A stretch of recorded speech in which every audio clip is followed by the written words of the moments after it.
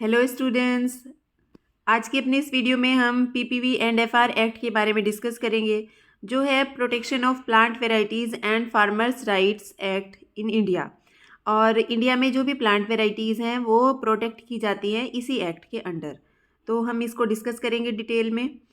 सबसे पहले हमें सबको पता है कि इंडिया एक सिग्नेटरी मेंबर है डब्ल्यूटीओ का, ओके, वर्ल्ड ट्रेड ऑर्गेनाइजेशन का। और हमने जो ट्रिप्स एग्रीमेंट है, जो ट्रेड रिलेटेड एस्पेक्ट्स हैं इंटेलेक्चुअल प्रॉपर्टी के, उनको भी हमने एक्सेप्ट किया है।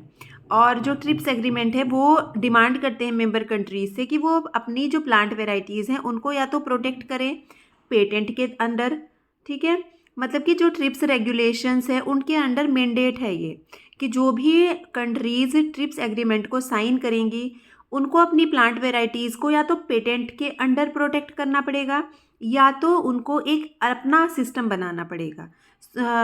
एक इफ़ेक्टिव सुई जेनेरिस सिस्टम। सुई जेनेरिस मतलब जो खुद से जनरेट किया गया हो, यानी कि जो मेंबर कंट्रीज़ है वो अपनी कंट्री के अंदर ही एक सिस्टम, इफ़ेक्टिव सिस्टम जनरेट करें प्लांट वेराइटीज़ के प्रोटेक्शन के लिए।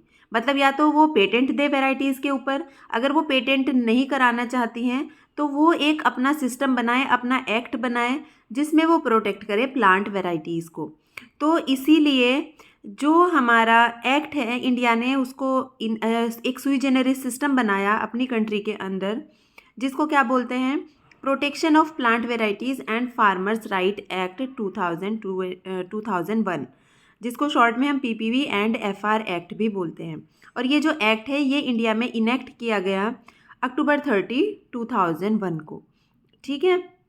तो जो डब्ल्यूटीओ एग्रीमेंट्स के जो मैंडेट हैं और जो ट्रिप्स एग्रीमेंट की जो मैंडेट है, मतलब जो जो वहाँ पे ऑब्लिगेशंस है कि हमें ये फुलफ़िल करना है, अपनी प्लांट वेराइटीज़ को प्रोटेक्ट करना है, उसी को फुलफ़िल करने के लिए हमने अपना एक अलग सिस्टम बनाया प्लांट वेराइटीज़ के रजिस्ट्रेशन के लिए। मतलब हम प्लांट वेराइटीज़ को पेटेंट नहीं करते हैं, पेटेंटेबल नहीं मानते हैं हम प्लांट वेराइटीज़ को, हम उसको कहाँ पे रजिस्टर करते हैं, हम उसको पीपीवी एंड एफआर एक्ट 2001 के अंडर रजिस्टर करते हैं।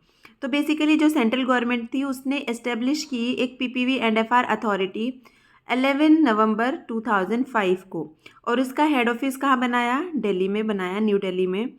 और जो पीपीवी एंड एफआर एक्ट है हम कह सकते हैं कि ये एक ट्रिप्स का एक कंप्लाइंट है। मतलब इसने हमारी कंट्री में, हमने क्योंकि ट्रिप्स एग्रीमेंट साइन किए हैं तो हमने उसके जो रेगुलेशन है उसको अपनी कंट्री में फुलफ़िल किया पीपीवी एंड एफआर के को बनाने के साथ, ठीक है। और ये जो हमारा पीपीवी एंड एफआर है ये कंपेटेबल है यूपोव सिस्टम के साथ भी, जो प्लांट वेराइटी प्रोटेक्शन का एक सिस्टम है, ठीक है, जो यूरोपियन कंट्रीज़ फॉलो करती है यूपोव के अंडर, यूपोव एक्ट के अंडर वो अपनी प्लांट वेराइटीज़ को रजिस्टर करवाते हैं।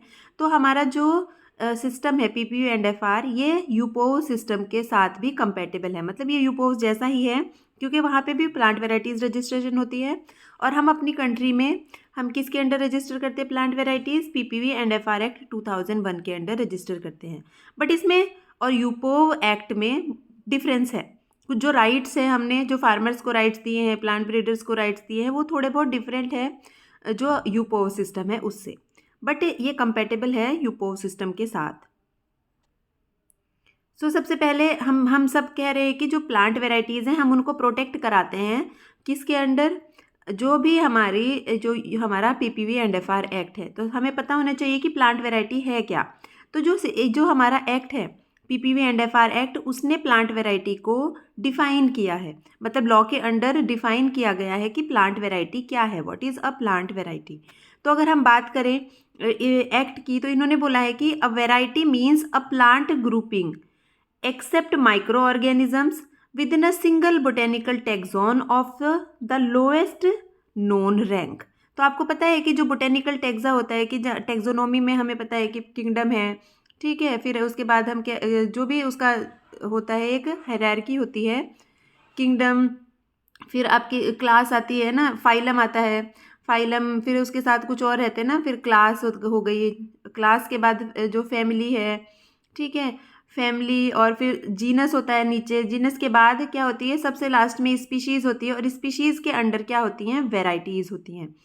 तो बेसिकली हम कह सकते हैं कि ये जो हायरार्की होती है टैक्सोनॉमी में, उसमें सबसे लोएस्ट रैंक किसकी होती है? वैरायटी की होती है। मतलब कि सपोज व्हीट है, व्हीट का जीनस क्या है? जीनस इज ट्रिटिकम,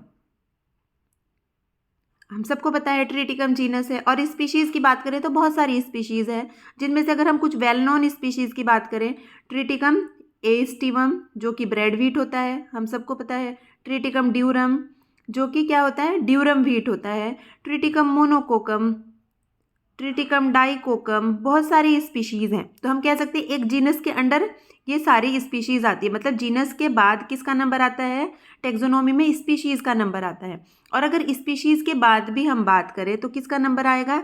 एक स्पीशीज़ के अंदर बहुत सारी वैरायटी हो सकती है, variety 1, variety 2, variety 3 and so on. हम सब सुनते ही ये, जैसे आप अगर फॉर एग्जाम्पल हम किसकी बात कर रहे हैं, हम बात कर रहे हैं व्हीट की।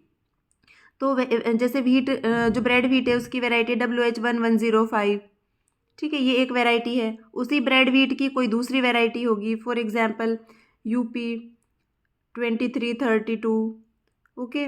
और भी हो सकती है, जैसे हम अगर बात करें जो है PBW343, ये सारी किसकी वैरायटी हैं? ये सारी आपकी ब्रेड व्हीट यानी ट्रिटिकम एस्टिवम की वैरायटी हैं।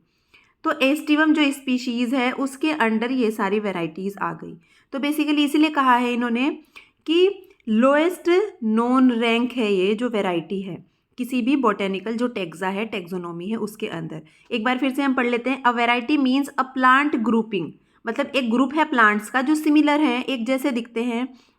इन्होंने माइक्रो ऑर्गेनिजम्स को एक्सेप्ट किया है, मतलब कि माइक्रो ऑर्गेनिजम्स को हम नहीं कराते हैं, उनकी स्पीशीज़, उनकी वैरायटीज़ की हम बात नहीं कर रहे हैं। हम प्लांट, जो प्लांट ग्रुप है, प्लांट है, उनकी बात कर रहे हैं जो बिलोंग करते हैं। एक प्लांट ग्रुप है जो सेम है, बिल्कुल सारे प्लांट्स सिमिलर है, उसमें सारे का फिनोटाइप सेम है, जीनोटाइप सेम है, और जो एक सिंगल बोटेनिकल टेक्सा के अंदर है और सबसे लोएस्ट रैंक है। ठीक है, सिंगल बोटेनिकल टेक्सा कहने का मतलब क्या है कि टेक्सोनॉमी में वो एक ही स्पीशीज़ के अंडर आते हैं। अगर हम एक और ब्रॉड डेफिनेशन की बात करें तो प्लांट वैरायटी को हम कह सकते हैं it is an assemblage of cultivated individuals, means assemblage of plants which are differentiated from others. मतलब एक ग्रुप ऑफ प्लांट कह सकते हैं, ये एक ग्रुप है प्लांट्स का जो डिफ्रेंशिएट किया जा सकता है अदर ग्रुप से, मतलब अदर वेराइटीज से, by any morphological, physiological, chemical, genetical or other characters, means by mean of any character if this group is differentiated by this group। तो हम कह सकते हैं कि ये एक अलग वैरायटी है और ये दूसरी एक अलग वैरायटी है। ठीक है, यानी कि एक ग्रुप है प्लांट्स का जिसमें सारे प्लांट्स के कैरेक्टर सेम है। ठीक है, बट ये जो प्लांट कैरेक्टर, इनके जो इसमें जो कैरेक्टर्स है उनमें और दूसरी कोई जो प्लांट ग्रुप है उसके कैरेक्टर्स में कुछ ना कुछ डिफ्रेंशिएशन है। मतलब हम इसको डिफ्रेंशिएट कर सकते हैं कि ये जो ग्रुप है प्लांट्स का ये इस ग्रुप से अलग है।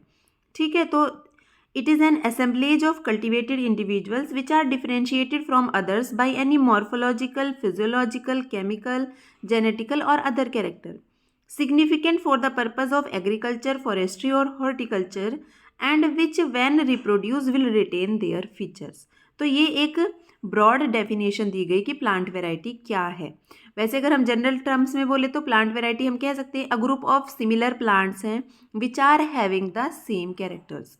ओके, सो वेराइटीज़ जो हम प्रोटेक्ट करा सकते हैं इस एक्ट के अंडर क्या है? सबसे पहले नोवल वेराइटीज़ हम करा सकते हैं, एक्सटेंट वेराइटीज़ हम प्रोटेक्ट करा सकते हैं, फार्मर्स वेराइटीज़ को करा सकते हैं, जो ईडीवी होती है एसेंशियली ड्राइड वेराइटीज़ उनको करा सकते हैं, and transgenic varieties can also be protected under the act. ठीक है, तो ये सारी वेराइटीज़ जो नॉवल वेराइटीज़ है, हमें पता है कि जो नई वेराइटी अभी अभी बनाई है किसी प्लांट ब्रीडर ने, ठीक है, उसको रजिस्टर कराया जा सकता है अंडर द एक्ट।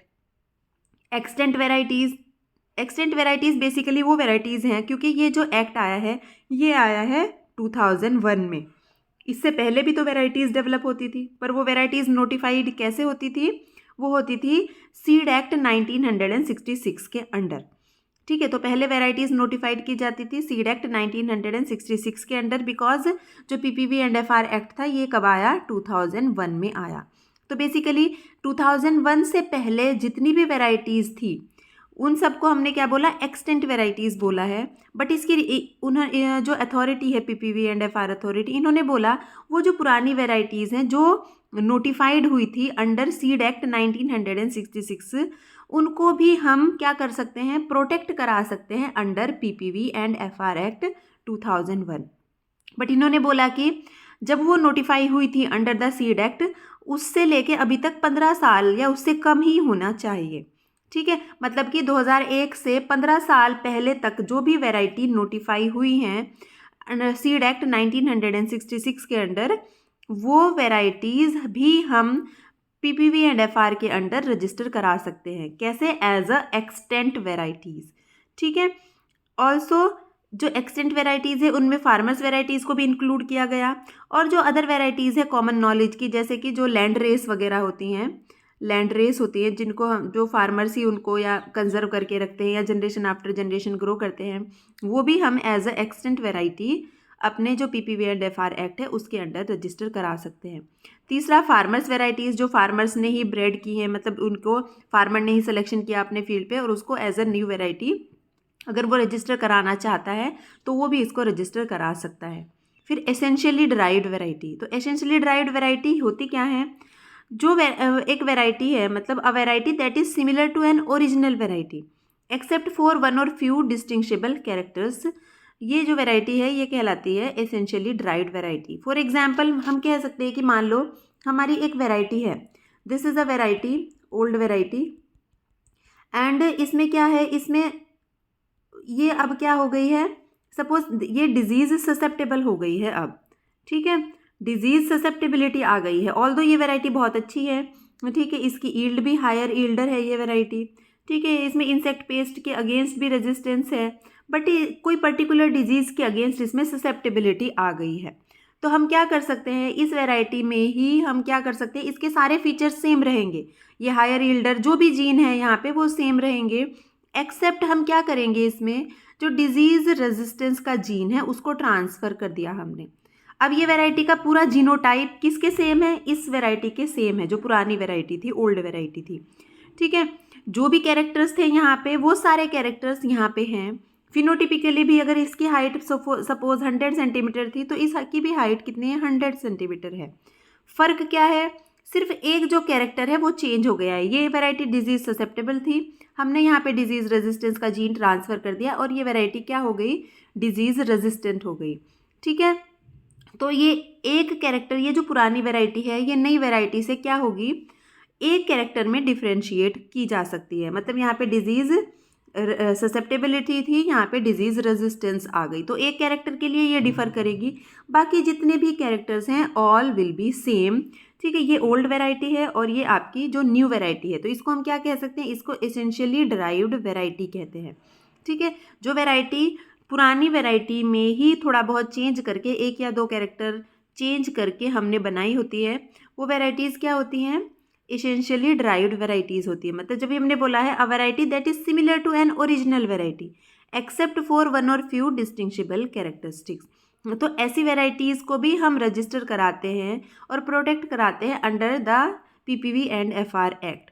ठीक है, बट इसमें एक रिक्वायरमेंट है कि जो भी करवा रहा है क्लेमेंट, मतलब जो न्यू वैरायटी को, जो भी एसेंशियली ड्राइव्ड वैरायटी है उसको रजिस्टर करवा रहा है, वो पर्सन क्या करेगा, उसको परमिशन लेनी पड़ेगी जो भी ओरिजिनल वैरायटी का ब्रीडर है उससे। मतलब जिसने भी वो ओरिजिनल वैरायटी बनाई थी, मान लो कोई पर्सन है पी जिसने ये वैरायटी बनाई थी, अब कोई पर्सन है क्यू, वो उसमें कुछ चेंज करके नई वैरायटी एसेंशियली ड्राइव्ड वैरायटी बना रहा है, तो जो पर्सन क्यू है उसको रजिस्ट्रेशन से पहले जो पर्सन पी है, ओरिजिनल ब्रीडर है जो ओरिजिनल वैरायटी का, उससे परमिशन लेनी पड़ेगी। जो भी टर्म्स एंड कंडीशंस वो अप्लाई हो, मतलब जो भी पी पर्सन की जो रिक्वायरमेंट हो क्यू पर्सन उसको फुलफ़िल करेगा, उससे रिटर्न में परमिशन लेगा, तभी वो उसको क्या कर सकता है, प्रोटेक्ट करा सकता है as a essentially derived variety, मतलब एज अ न्यू वैरायटी वो उसको फिर in the category of essentially derived variety वो उसको रजिस्टर करा सकता है।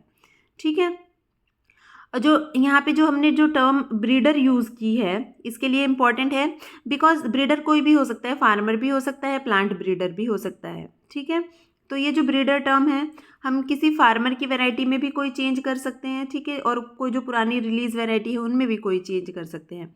तो ब्रीडर कहने का मतलब है वो फार्मर भी हो सकता है और ब्रीडर भी हो सकता है।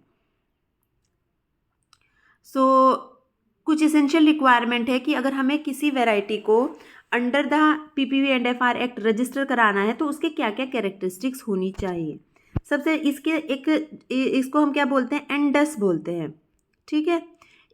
किसी भी वैरायटी को ये जो एंडस कैरेक्टर्स हैं ये फॉलो करने चाहिए, मतलब उसमें ये क्वालिटीज़ होनी चाहिए अगर उसको under PPV and FR act हमें एज अ वैरायटी रजिस्टर कराना है।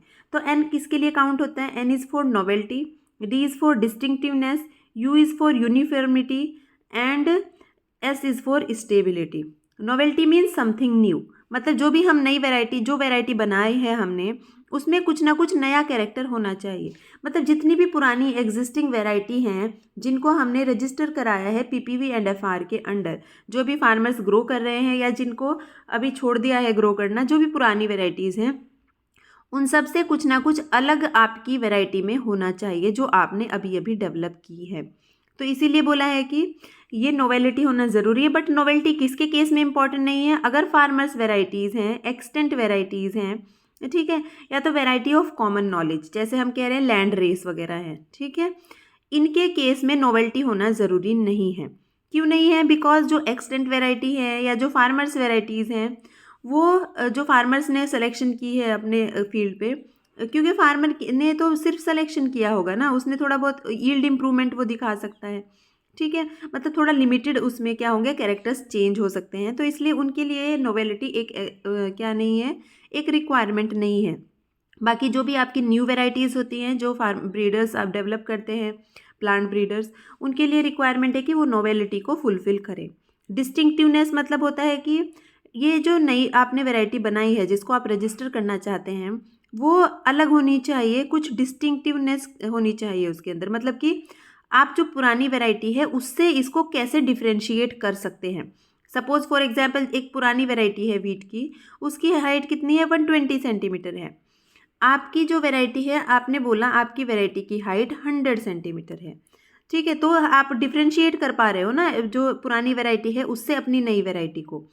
ऑल्दो जो पुरानी वैरायटी है और जो आपने जो नई वैरायटी बनाई सारे कैरेक्टर सेम होंगे अदर, बस एक कैरेक्टर अलग है कि इसकी हाइट 120 सेंटीमीटर थी और आपकी वैरायटी की हाइट कितनी है, 100 सेंटीमीटर है, तो भी आप अपनी वैरायटी को इस पुरानी वैरायटी से डिफ्रेंशिएट कर सकते हो। तो इसी को क्या बोलते हैं, डिस्टिंक्टिवनेस बोलते हैं। यानी कि आपकी जो वैरायटी है नई वैरायटी जिसको आप रजिस्टर कराने जा रहे हो, it should be distinctive, it should be differentiated from the existing varieties. Uniformity, uniformity का मतलब है कि आपकी जो वैरायटी है उसमें जितने भी प्लांट्स हैं उनका एक्सप्रेशन क्या होना चाहिए, यूनिफॉर्म होना चाहिए। अगर हम कह रहे हैं कि हमारी वैरायटी की हाइट कितनी है, 100 सेंटीमीटर है, तो जितने भी प्लांट्स वहाँ पे होंगे they all should have 100 centimetre height, मतलब उन सारों की कितनी हाइट होनी चाहिए, 100 सेंटीमीटर होनी चाहिए। तो यूनिफॉर्मिटी का मतलब है uniformity in the expression of each and every character. हम कह रहे हैं कि जो हमारी वैरायटी है, न्यू वैरायटी हमने डेवलप की है, उसमें क्या है, उसका जो उसमें प्रोटीन कंटेंट 12% है, 12% प्रोटीन कंटेंट है। तो आप जितने भी सीड का जो आप क्या करोगे प्रोटीन कंटेंट निकालोगे 12% ही होना चाहिए। आप कह रहे हो कि जो हमारी जो न्यू वैरायटी है उसका क्या है, उसकी लीफ का कलर क्या है, लाइट ग्रीन है, तो जितने भी प्लांट हैं उन सब की लीफ का कलर क्या होना चाहिए, लाइट ग्रीन होना चाहिए।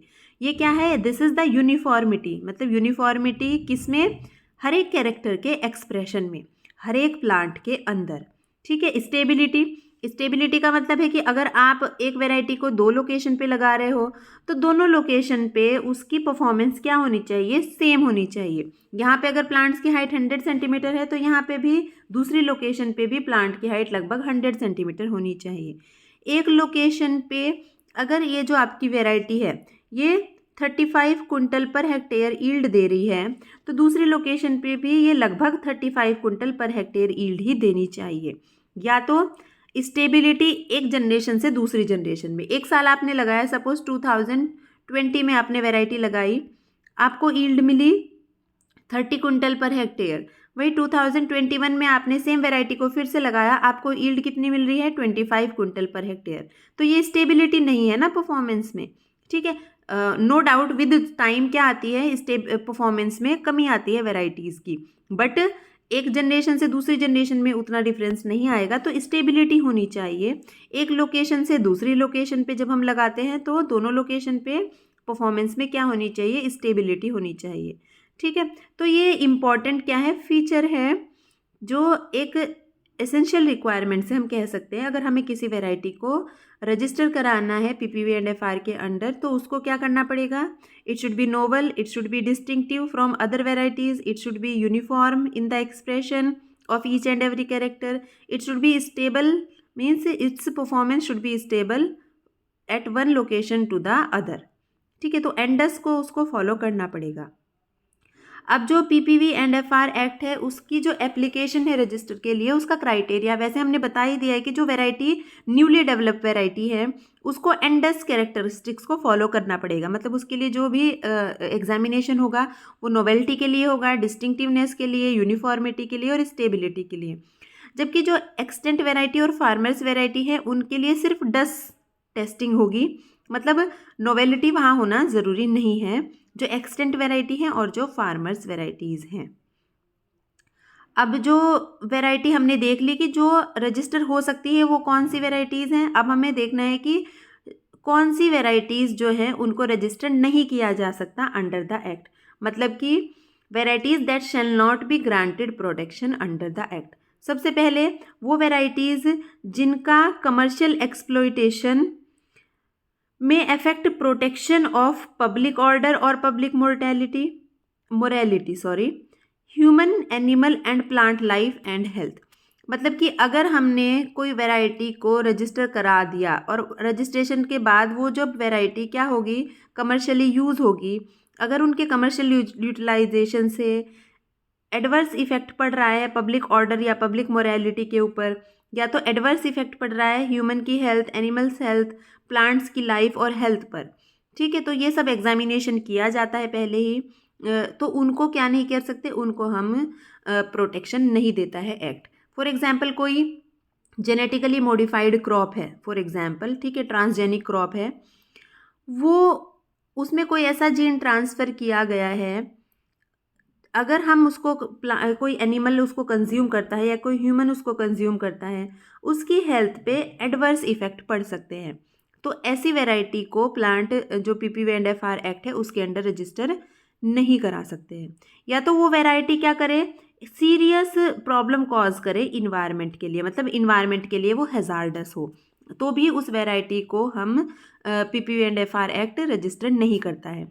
दूसरा, जो वैरायटीज़ जिनका इजीनस या स्पीशीज़ नोटिफाइड ही ना हो ऑफिशियल गैजेट में, जो भी ऑफिशियल गैजेट है हमारे पीपीवी एंड एफआर का, एक्चुअली क्या है, जो एंडस कैरेक्टर्स हैं वो कैरेक्टर्स का एक गैजेट, मतलब कि कह सकते हैं गैजेट या मैगजीन कह लो, वो क्या की है, हर एक क्रॉप की जो पीपीवी एंड एफआर अथॉरिटी है उसने पब्लिश की है, ठीक है। सपोज आपकी कोई ऐसी क्रॉप है जिसका जो गैजेट है, जो एंडस कैरेक्टर्स हैं, डिफरेंट डिफरेंट कैरेक्टर्स की जो है एक बुकलेट है जो पब्लिश करता है पीपीवी एंड एफआर। अगर आपकी क्रॉप जैसे व्हीट की भी है, राइस की है, मेज़ की है, ऑलमोस्ट अभी तो सारी क्रॉप्स की है, बट फिर भी कोई ऐसी क्रॉप है जिसका जो गैजेट है, जिसका जो एंडस क्राइटेरिया है वो पब्लिश ही नहीं किया है पीपीवी एंड एफआर अथॉरिटी ने, तो भी उसको रजिस्टर नहीं कराया जा सकता।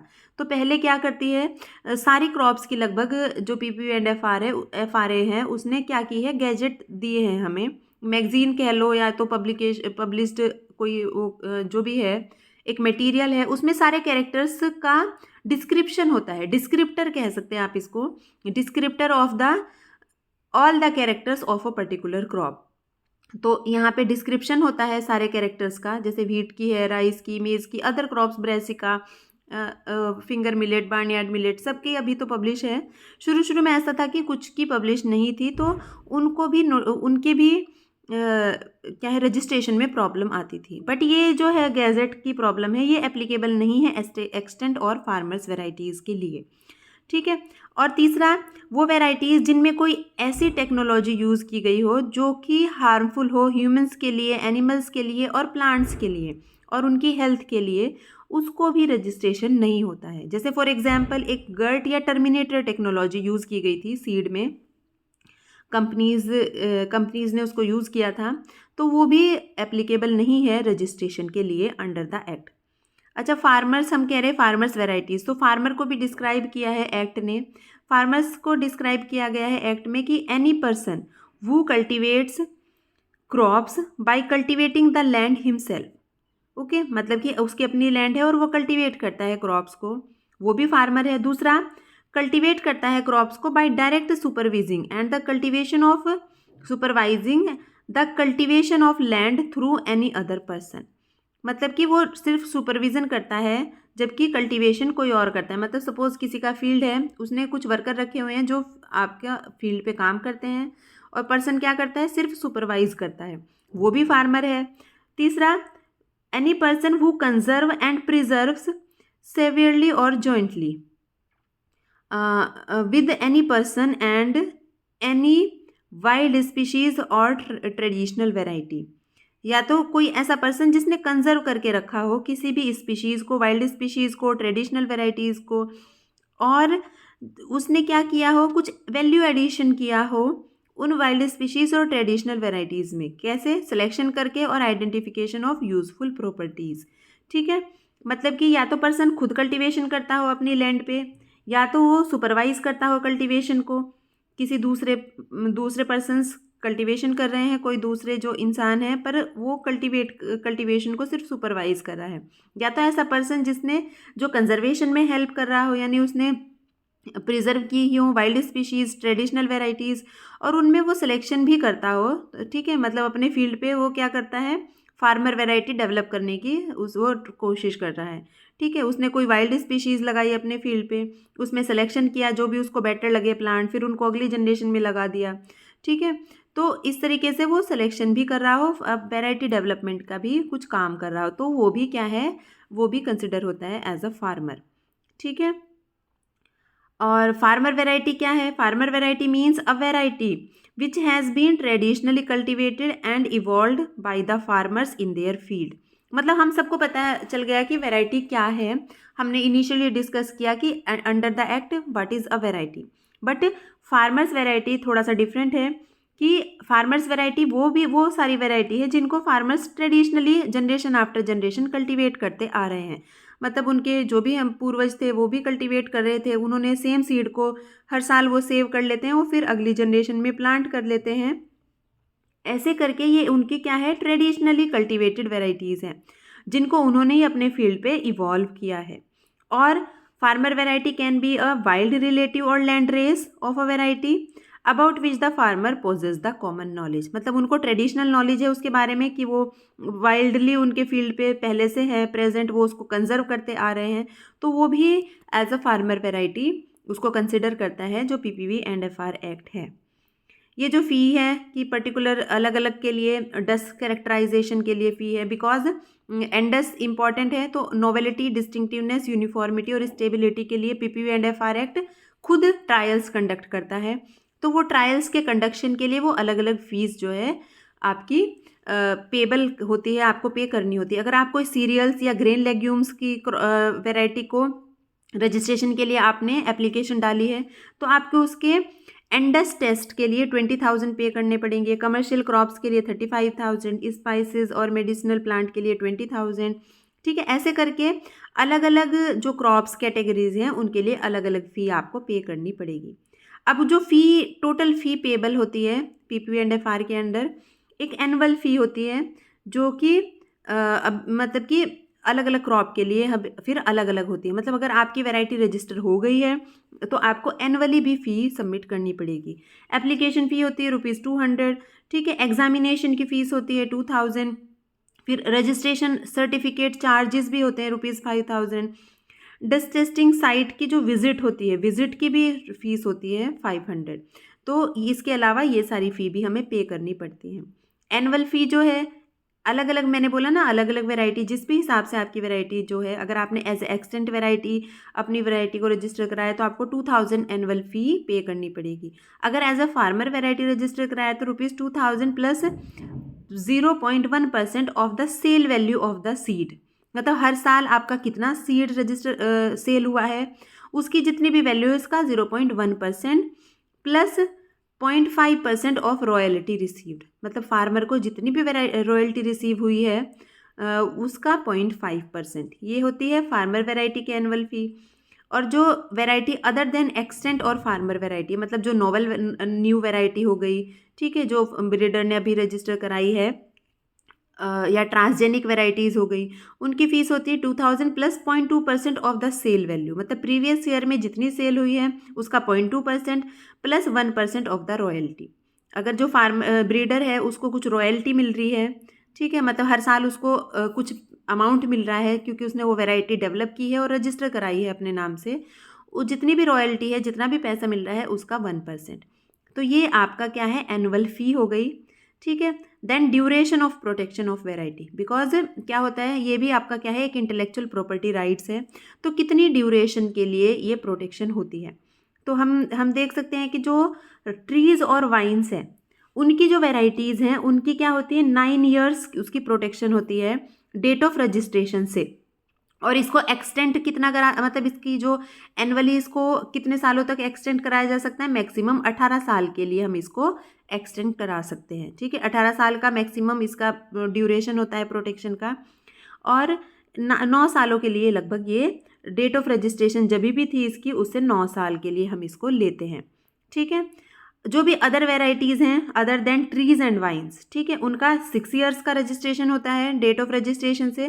और मैक्सिमम हम कितने सालों के लिए उसकी प्रोटेक्शन बढ़ा सकते हैं, 15 सालों के लिए, ठीक है। तो प्रोटेक्शन ऑफ वैरायटी, जितनी भी जो प्लांट वैरायटी हो गई या सीरियल्स की, लेग्यूम्स की, पल्सेस की, हम कह सकते हैं, उन सबको कितना मिलता है, मैक्सिमम 15 साल का प्रोटेक्शन मिलता है। और जो ट्री और वाइन्स की स्पीशीज़ जो वेराइटीज़ होती हैं उनको मैक्सिमम हम 18 साल के लिए रजिस्टर करा सकते हैं। और 15 साल ही मैक्सिमम किसके लिए होता है, जो एक्सटेंट वैरायटी होती है उनका होता है from the date of notification of the variety by the central government under the seed act of 1966। Because हमने बोला था एक्सटेंट वैरायटीज़ जो हैं वो हैं जो पहले सीड एक्ट 1966 के अंडर पहले रजिस्टर्ड थी, मतलब उनका नोटिफिकेशन हुआ था। बिकॉज पहले क्या था, पहले जो PPV&FR एक्ट 2001 था वो नहीं था, वो तो 2001 में आया।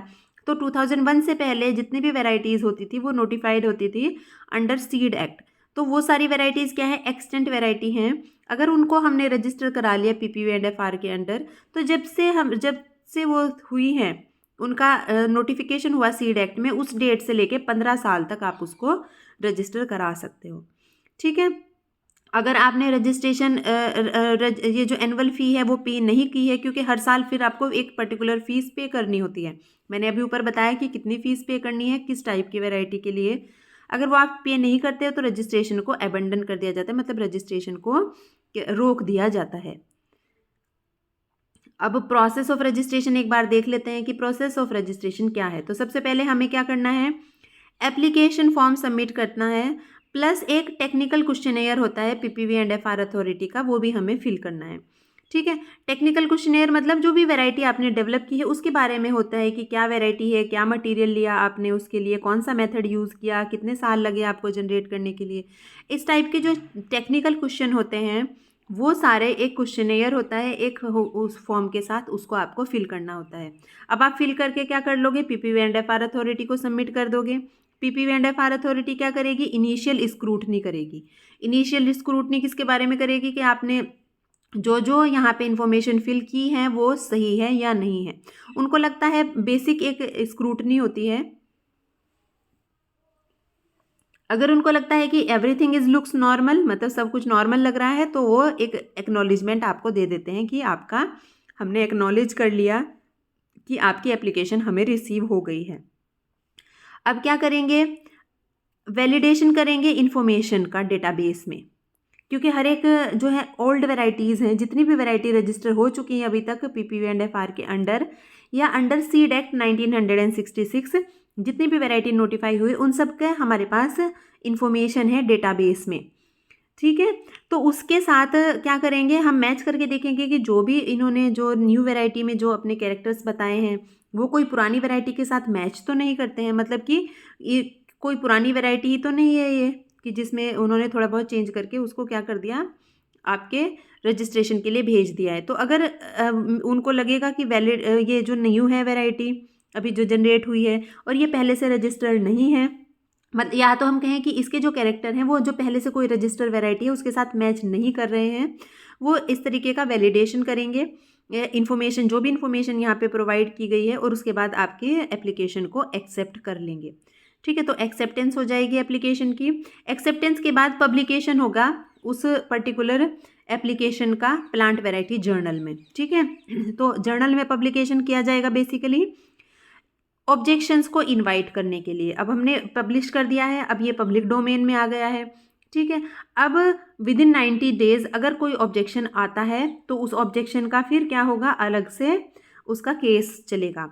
अब अगर ऑब्जेक्शन नहीं आते हैं, ठीक है, तो अगर दो तरीके से उसका फिर आगे प्रोसेस होगा। अगर वो एक्सटेंट वैरायटी है, एक्सटेंट वैरायटी वो होती है कि जो पहले से ही जो हमारा सीड एक्ट है उसके अंडर नोटिफाइड है, मतलब उसके लिए फिर हमें टेस्टिंग वगैरह करने की ज़रूरत नहीं होती है। एक्सटेंट वैरायटी को फिर सर्टिफिकेट ऑफ रजिस्ट्रेशन इशू कर दिया जाता है, बिकॉज वो तो पहले से ही उसके टेस्ट वगैरह हुए हैं ना, वो तो पहले ही क्या है, सीड एक्ट के अंडर थी। बट वो पीपीवी एंड एफआर एक्ट जब से आया तो वो उसके अंडर लाने के लिए सिर्फ उन्होंने क्या किया है, रजिस्ट्रेशन कराना है उनको। बट अगर कोई वैरायटी न्यू है, अभी डेवलप हुई है, उसका क्या होगा, अगर कोई ऑब्जेक्शन नहीं आया तो न्यू वैरायटी के लिए 2 साल एंडस टेस्ट जो है कंडक्ट करेंगे 2 लोकेशन पे। जो पीपीवी एंड एफआर अथॉरिटी है वो क्या करेगी, 2 साल के लिए जो टेस्ट कंडक्ट करेगी 2 डिफरेंट लोकेशन पे। वो देखेगी कि जो न्यू वैरायटी है वो न्यू है नहीं, नोवल है या नहीं है, ठीक है। फिर देखेगी कि वो डिस्टिंक्टिव है या नहीं है, मतलब उसमें जो कैरेक्टर्स हैं वो पुरानी जो वेराइटीज़ थे ऑलरेडी जो डेवलप्ड हैं, रजिस्टर्ड हैं, उनसे अलग है या नहीं है। फिर यूनिफॉर्मिटी देखेगी कि एक्सप्रेशन में सारे कैरेक्टर्स यूनिफॉर्म है या नहीं है। देन स्टेबिलिटी चेक करेंगे वो कि एक लोकेशन से दूसरी लोकेशन पे उसकी परफॉर्मेंस स्टेबल है या नहीं है। और अगर वो वैरायटी उनको मिलती है कि वो नोवल भी है, डिस्टिंक्ट है, यूनिफॉर्म है और स्टेबल है, देन उसको सर्टिफिकेट इशू कर दिया जाता है रजिस्ट्रेशन का। तो अब ये वैरायटी रजिस्टर हो जाती है। तो ये कंप्लीट प्रोसेस है जिसमें लगभग आपके 2.5 साल लग जाते हैं, ठीक है, एक वैरायटी को रजिस्टर कराने के लिए। तो ये पीपीवी एंड एफआर के बारे में है। अपनी अगली वीडियो में हम जो राइट्स दिए गए हैं इस एक्ट के अंडर प्लांट ब्रीडर्स को, फार्मर्स को और जो हमारे रिसर्चर होते हैं उनको राइट्स दिए गए हैं, तो उन राइट्स को हम अगली वीडियो में डिस्कस करेंगे। Thank you so much.